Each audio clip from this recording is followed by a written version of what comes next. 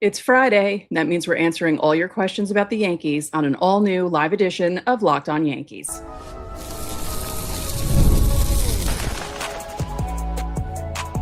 You are Locked On Yankees, your daily New York Yankees podcast. Part of the Locked On Podcast Network, your team every day. Hello there. I'm Stacey Gotsulias. He's Brian McKeon. This is Locked On Yankees. And on today's show, we will preview the series with the Braves, which begins tonight in the Bronx, but it's probably going to be delayed because of all the storms that are popping up in the New York area. By the way, if I disappear, it's because we've lost power. Just saying.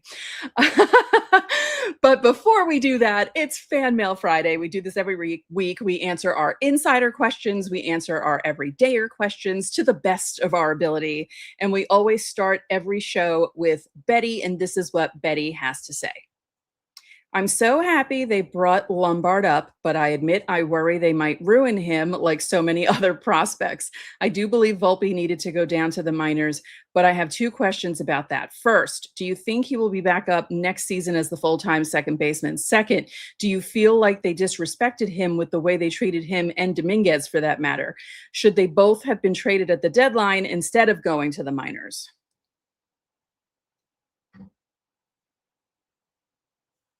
Reason I was muted, so I am now you can hear me, right? We're all good. Yes. Sorry, I had to disconnect my mic, all that kind of stuff. I'll give you this. I don't consider any of it disrespect because they're going to play the best players. If Volpe played better, then this wouldn't be an issue. So I wouldn't consider any of it disrespectful. What I would say to your trade remark, there was value for Dominguez. So if they got the right value for him, I don't think a trade would have been bad. What is the benefit of trading Volpe right now other than getting him off your 40-man roster? Right. There is none. Volpe has no value at the moment. No one's going to want him. And honestly, if you did trade Volpe now, you're selling him for pennies on the dollar. So I don't think this was the right time to trade Anthony Volpe, to be honest with you. Yeah. We didn't really talk about this. What do you think of them having him taking reps at second base? You think it's better for him? Well, I think he's agreeing to it because he has no option. Right. Like he's got to do anything he can to try and play. Yeah, they clearly believe the talent's there. They clearly believe the talent's there in the players. So if they can make it work at second base, fine.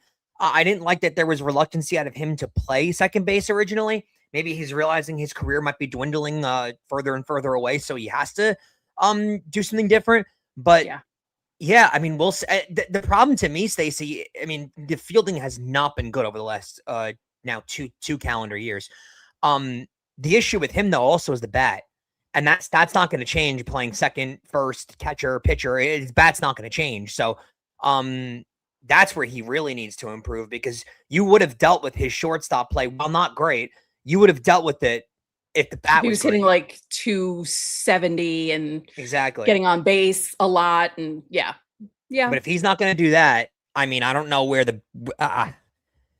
if he's going to hit 180, I don't know what the benefit. I don't know where his position. He could play anywhere. It's not going to matter. You look at what they're doing now with Austin Wells. Like they can't manage to have a catcher hitting 160. It doesn't matter what position he plays.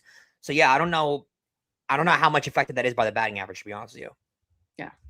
Let's hear from David F., who says, given the changes with the trade acquisitions and assuming the Yankees get Stanton, Judge, and Bellinger back, how do you see the batting order playing out? Glad we brought up the batting order. Because when I saw the lineup for today, because, we're doing this live on Friday, and I saw that Trent Grisham was leading off yet again, I thought to myself, does this man have blackmail pictures at this point? Because what is the point of trotting him out every single day in the leadoff spot to where he does absolutely nothing to help your team? You need to win games. You need to get people on base and have the people who hit the ball, like Ben Rice, have people ahead of him on base so he can do something in the game. You can't keep trotting Trent Grisham up there. Well, and you claim as an organization too that you're all about the numbers. Trent Grisham's numbers are factually better when he's lower in the lineup than when he leads off. 6 or 7, actually 7. He's really good in the 7 spot. Yeah, so I don't understand. Why do I know this? Why do they not know? Who would you lead off? Well, we spoke about it the other day. I would say Lombard. He did it in AAA. and he has a better chance of getting on base and doing something when he's on base. Yeah, I agree completely. I think that's the He's right better move. at bats. Some of these guys are just going up, hacking right away and getting outs on the first pitch. And it's like, what are you doing? When you're the leadoff batter, you need to actually take pitches so the guys behind you can see what the pitcher is doing. That's basically the I actually think watching the leadoff batter. I'd say this too, David. I think they're set up really well if they get at least just Judge and Bellinger back. I'm not going to really count much on Stanton because there's no room for Stanton to play, to be honest with you. So, right, because if Rice isn't DHing, yep, Garcia Jr. is going to be DHing, which, by the way, what do you think of Rice being, he hasn't played first since Garcia Jr. was traded. I mean, Garcia Jr. is a significantly better fielder than Rice. So I think that's probably got to do with it. Why not play the better fielder, especially if they do this a lot with players, Stacey, where they don't have 100,000% confidence in a guy.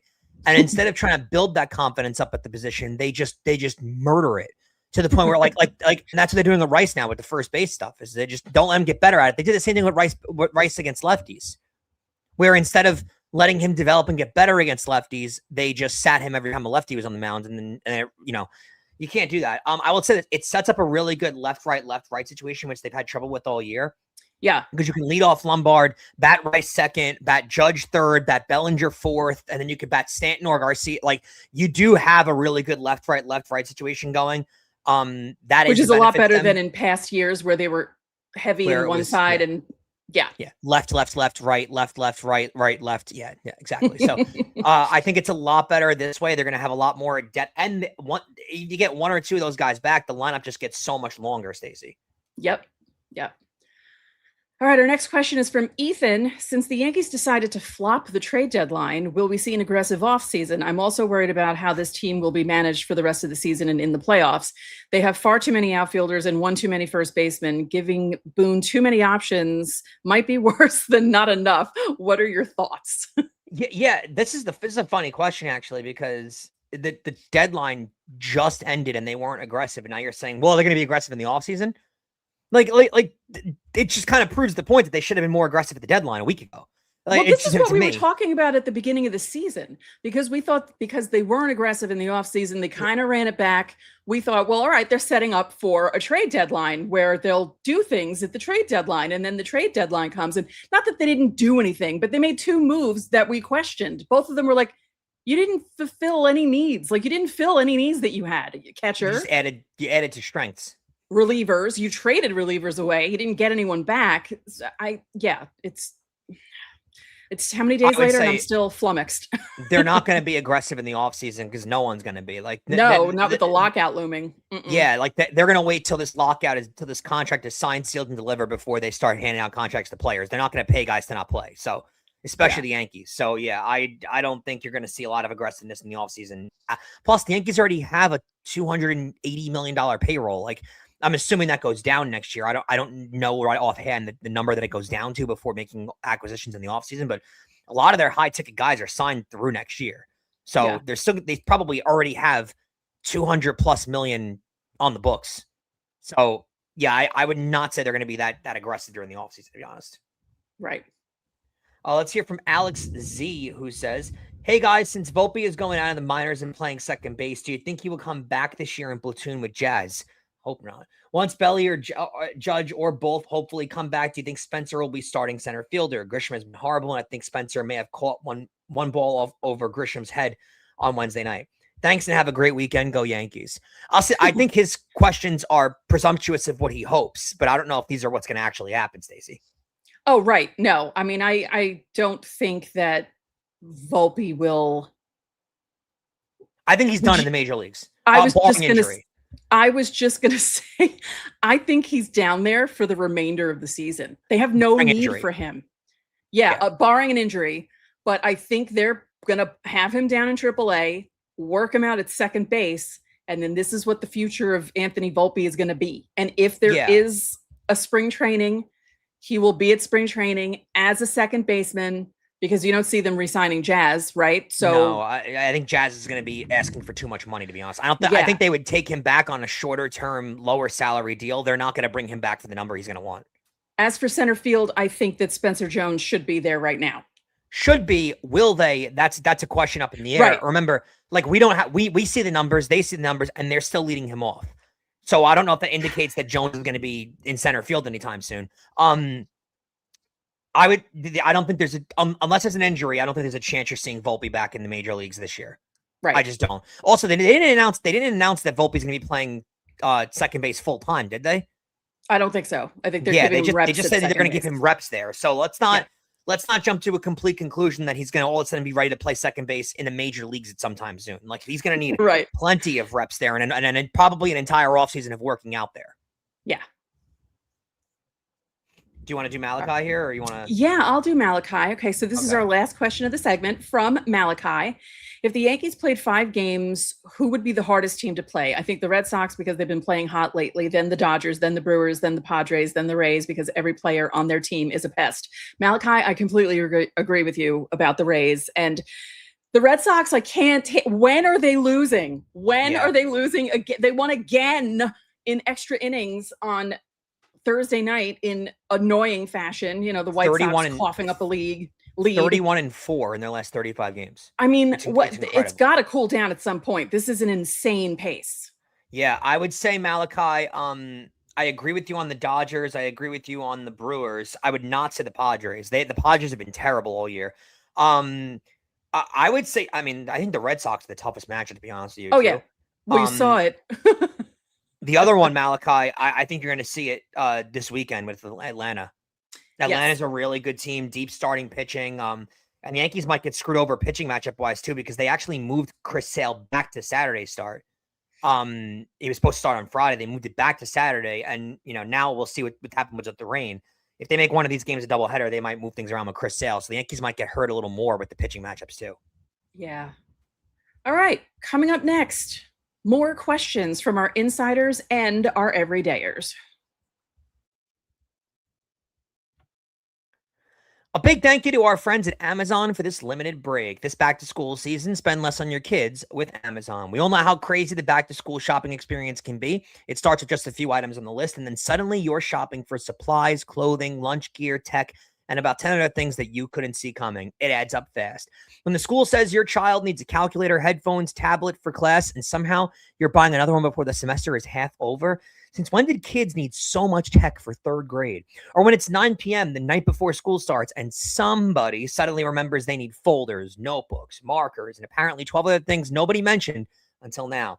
Nothing gets the heart rate up quite like emergency school shopping. I'm convinced that Prime's Deliver Tomorrow Before 7 a.m. feature was created exclusively for parents that are stuck in this moment. So remember, with Amazon's low back-to-school prices, just spend less on your kids, because every dollar you don't spend on them is a dollar that you haven't spent on them. Shop back to school at Amazon and spend less on your kids.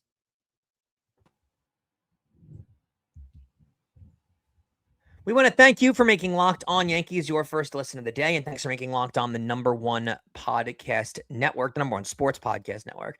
Check us out on social media at Locked On Yankees, all one word, on Instagram, and Locked_Yankees on TikTok. Yeah, the Thunder is aggressive in Staten Island. I don't know how it is by you, but it's really bad.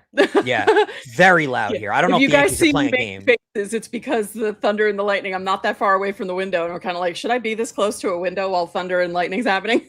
I'm not counting on Friday's game for the Yankees. This might be a TV and movie night for me. It might be. It might be. This weather is I'm a bit of a weather geek, if you guys didn't know this about me. So I was watching the radar, and just, it's unbelievable to watch storms literally popping out of nowhere on the radar, like where it's clear, and then all of a sudden there's like a red blurb within 2 seconds, like, whoa, that happened south of my house. There was nothing happening. Not ideal. And then all of a sudden maybe we should continue the show, so in case we do lose power, the show is over and we're done with that part of it. Yeah. Let's do that by starting with Evan. Evan says, rank these players in order of most to least home runs by the end of the season: Stanton, Lombard, Garcia, or Jones. Well,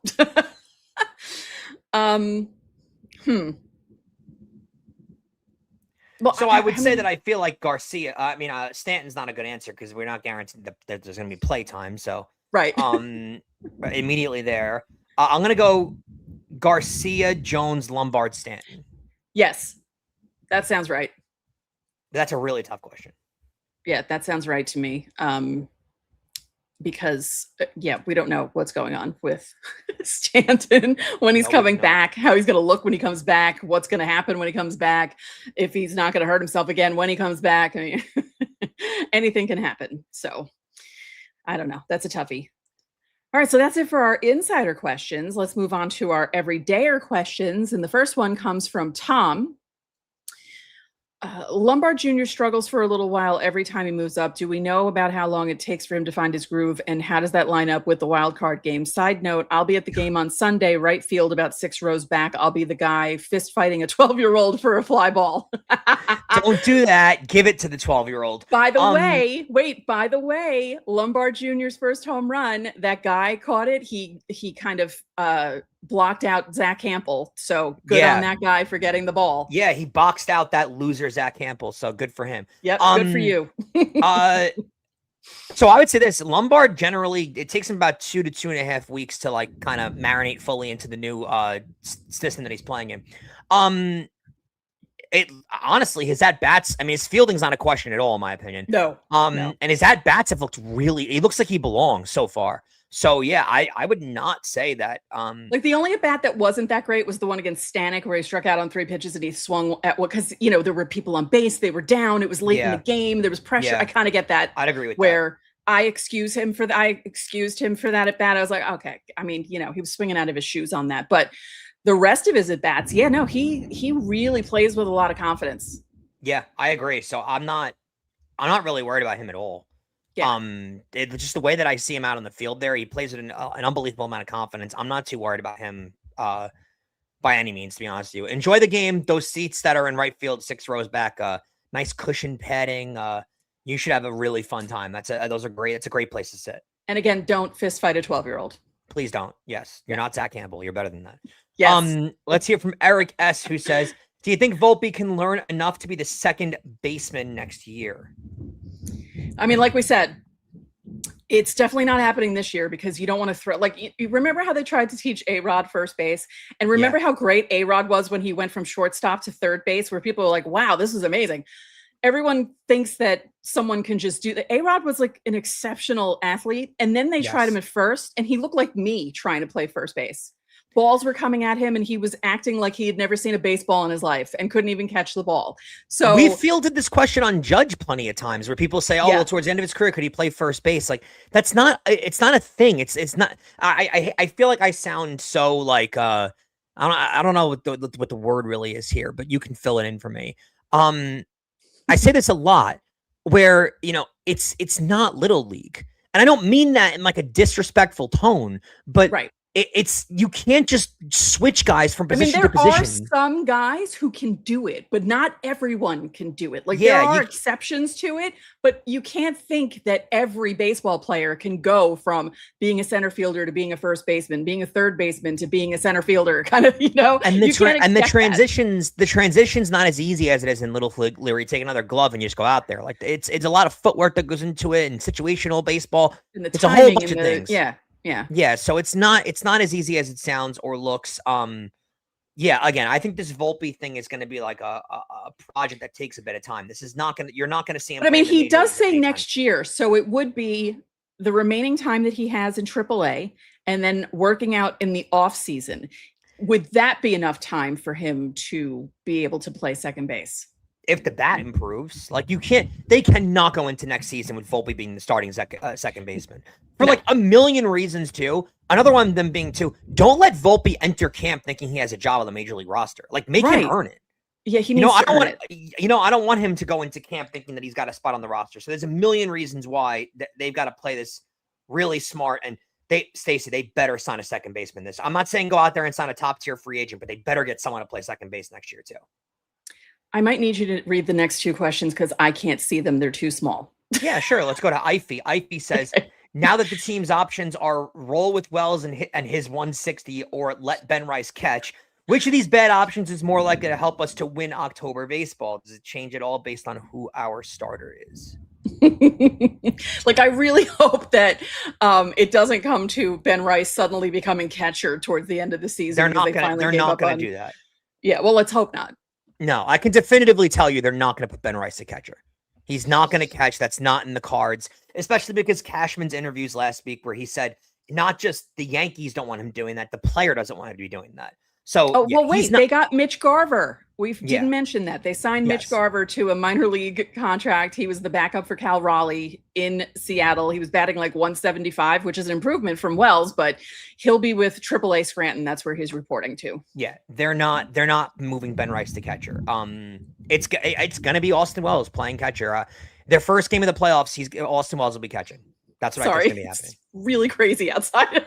I'm not scared of thunder and lightning, but it's apocalyptic. Yeah. It's wild. Let's do the last break here and finish the last two questions on the other side. Sure. Yes. Okay. So let me just line everything up because a lot of stuff in our control center here where we where we do everything, and I just want to make sure that I have everything here. All right, so coming up, our last two everydayer questions, and then we preview the series that will probably be at least delayed by rain at some point, but we're going to do that next. Baseball fans, if you think you know who's hitting a home run today, FanDuel is giving you a free chance to call your shot with daily dingers. It's easy to play. Just make your free pick for who you think will hit a home run in their game. And if you're right, you'll receive a profit boost to use on your next bet for a chance at extra winnings. Best of all, you can make a free pick every day throughout the Major League Baseball season. Daily dingers is another fun way to stay engaged with every day's games, whether you're following your favorite team or keeping an eye on the matchups across the league. Every game has someone capable of going deep. Now you get the chance to make your prediction before the first pitch. There are certain players where every at-bat feels like something big could happen. That's what makes Daily Dingers fun. You can get to back the player you think is going to be ready to go deep that day. So are you ready to play your game today? Join all the action at FanDuel.com. That's FanDuel.com to play Daily Dingers and make your free pick on who's hitting a home run. Play ball and swing for the fences on FanDuel. It's an official partner of Major League Baseball.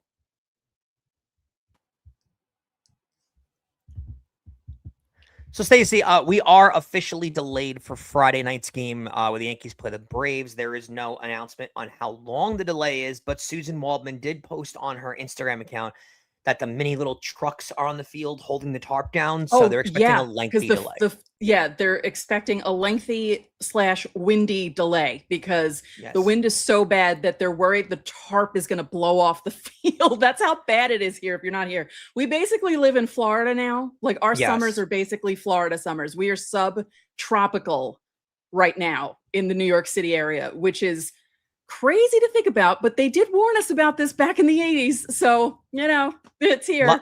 Light a candle, turn on the record player, do something that doesn't involve watching baseball tonight, because I don't know if we're going to get a game. I don't think we're getting a game tonight. I don't think so either.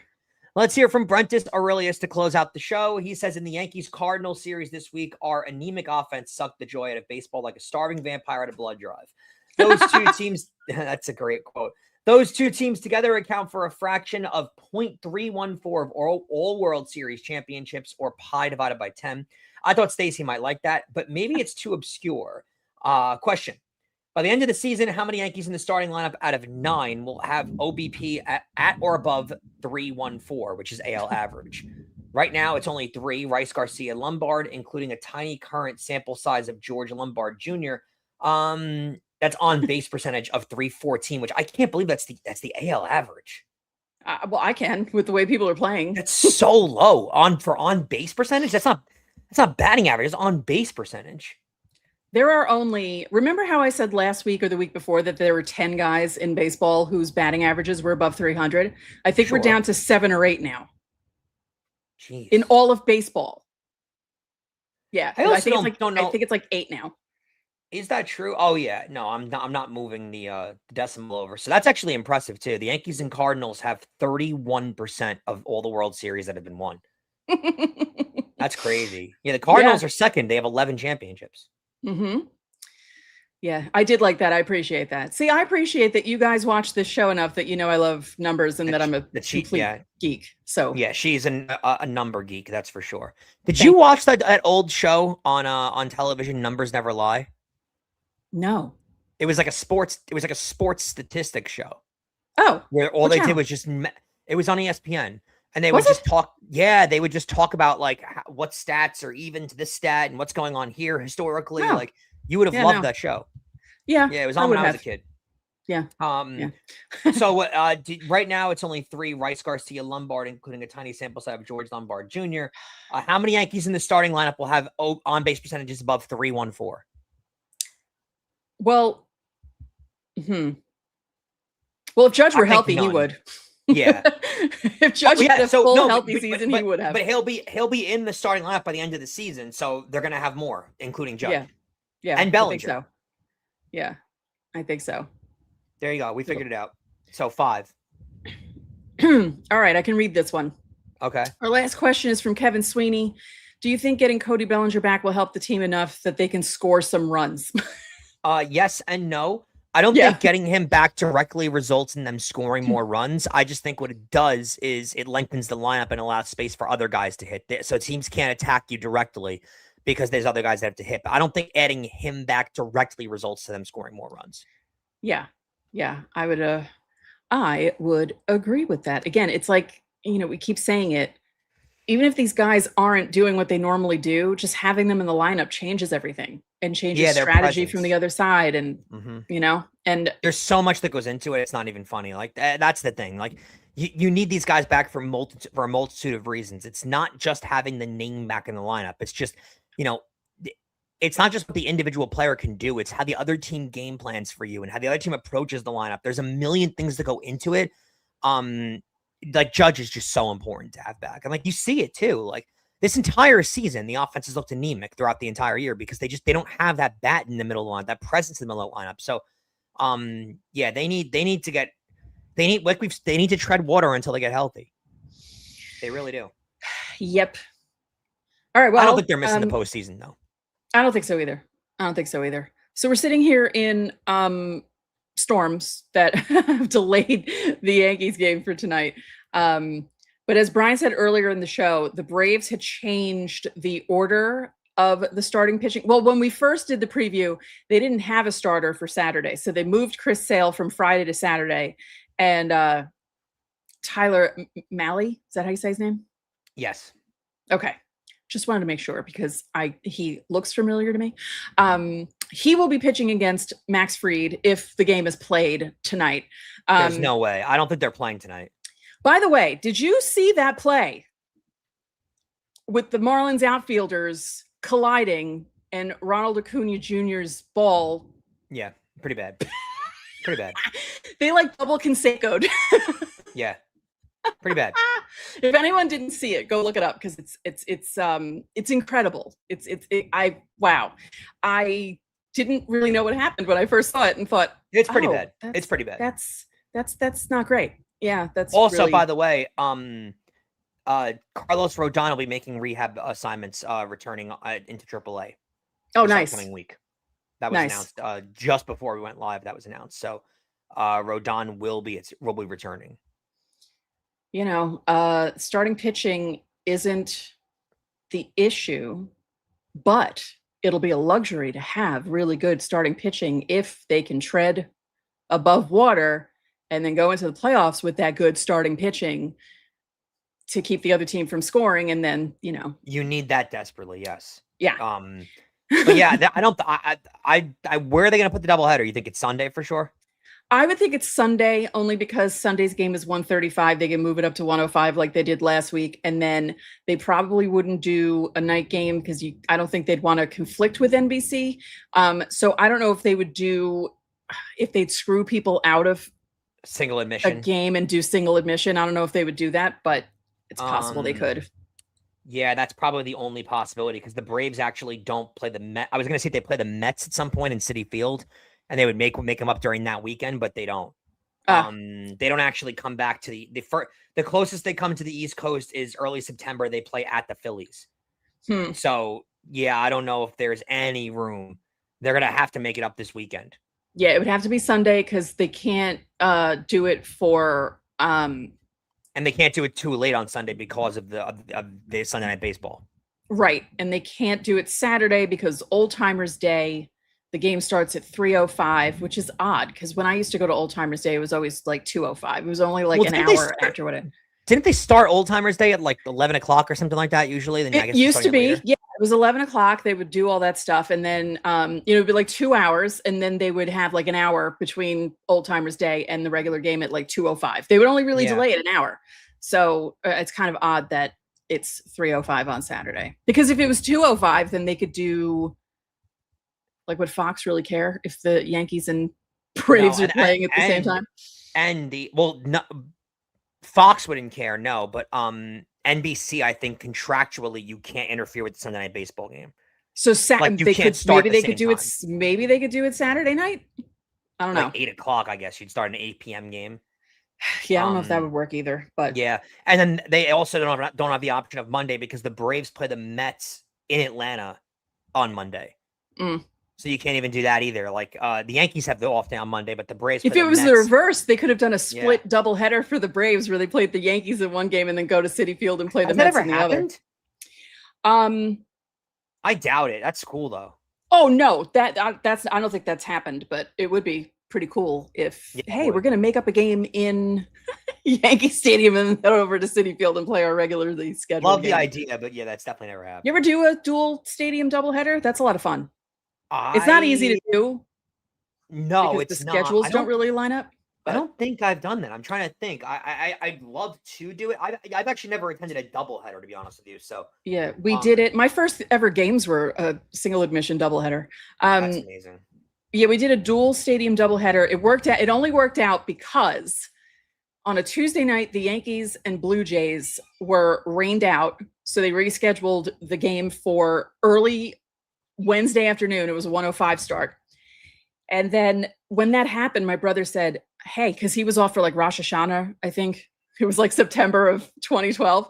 He said, you want to do a dual stadium doubleheader? Because the Mets are playing the Phillies like later that night. We can do the Yankee game in the afternoon, head over to Queens. And I was like, yeah, let's do it. It was September 19th, 2012, if I remember correctly. And Yankees beat the Blue Jays, Pettit pitched, and then we went to Citi Field. The Mets lost to the Phillies, but they had something going in the bottom of the ninth, and then they didn't do it. There are 4 games currently being played in Major League Baseball right now. 3 of them are in rain delays. You gotta love summer, and you gotta love the fact that people warned everyone about this, and they probably should have put at least retractable roofs on some of these places, but no, they didn't. They didn't do that. So yeah, why do that? Why would they do that? Why would they make life easier for everyone? Nope. Yeah. Never.